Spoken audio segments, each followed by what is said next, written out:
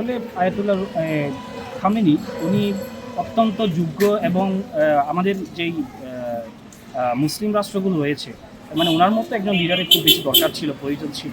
তো এই ক্ষেত্রে ওনার চলে যাওয়াটা আসলে এটি অত্যন্ত, আমি মনে করি, মানে আমি ব্যক্তিগতভাবে মনে করি যে এটা অনেক বেশি প্রভাব ফেলবে আমাদের যে মুসলিম রাষ্ট্রগুলো রয়েছে। কারণ ওনাকেই বেস করে আসলে আমেরিকা এবং ইসরায়েল যে হত্যাযজ্ঞ চালাচ্ছে, এটা ওনাকেই বেস করে আসলে চালানো হচ্ছে।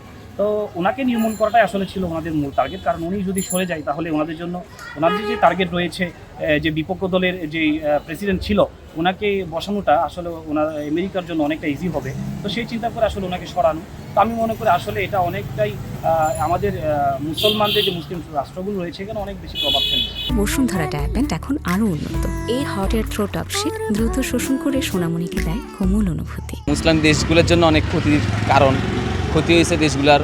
তারপরে আমাদের আগামী যে মুসলিম কান্ট্রিগুলো আছে ওদের জন্য, যেহেতু উনি মারা গেছে, উনি আমাদের ইসলামের একটা আদর্শ নেতা, উনি যেহেতু মারা গেছে, এটা আমাদের ইসলামিক কান্ট্রিদের জন্য অনেক ক্ষতির কারণ হয়েছে। অবশ্যই এটা আমি মনে করি, অবশ্যই আমাদের ওয়ার্ল্ডের জন্য অনেক ক্ষতির। এখন আমেরিকা ওইসব ইসরায়েলি কান্ট্রিগুলো চাচ্ছে মুসলমানদেরকে দমায় রাখার জন্য।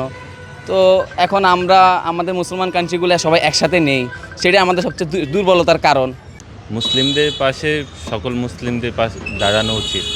কারণ ইসরায়েল হচ্ছে একটা সন্ত্রাসী কান্ট্রি। ওরা কোনো সময় চায় না যে মুসলিম দেশগুলো কখনো শক্তিশালীভাবে উঠে দাঁড়াক। ওই হিসাবে ইরান ওদের নিজস্ব প্রযুক্তি ইউজ করে ওরা সামনের দিকে এগোচ্ছিল। তো সেটা ইসরায়েল ভালোভাবে নিচ্ছিল না, যার কারণে ওরা আমেরিকার সাথে নিয়ে ইরানে আক্রমণ করলো।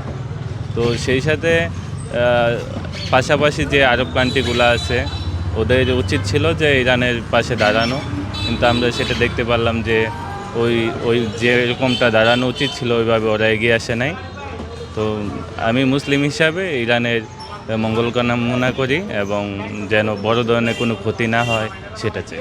এটা খুবই মুসলমানদের জন্য বেদনাদায়ক, কারণ উনি ছিলেন একজন ভালো ধর্মীয় নেতা এবং ইরানে দীর্ঘদিন যাবৎ উনি নেতৃত্ব দিয়ে আসছিল।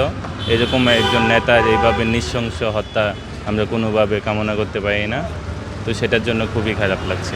যুদ্ধটা যেন আরও সামনের দিকে না এগোয় সেটা চাই, কারণ এটা যুদ্ধ যদি কন্টিনিউ চলতে থাকে তাহলে সেটা প্রভাব বিশ্বে পড়বে। কারণ এখানে হরমুজ প্রণালী ওদের পাশে সংযুক্ত, ওরা যদি এটা অফ করে রাখে জ্বালানি বাজারে বৃদ্ধি, পাশাপাশি আরও অন্যান্য জিনিসপত্রের দাম বেড়ে যেতে পারে।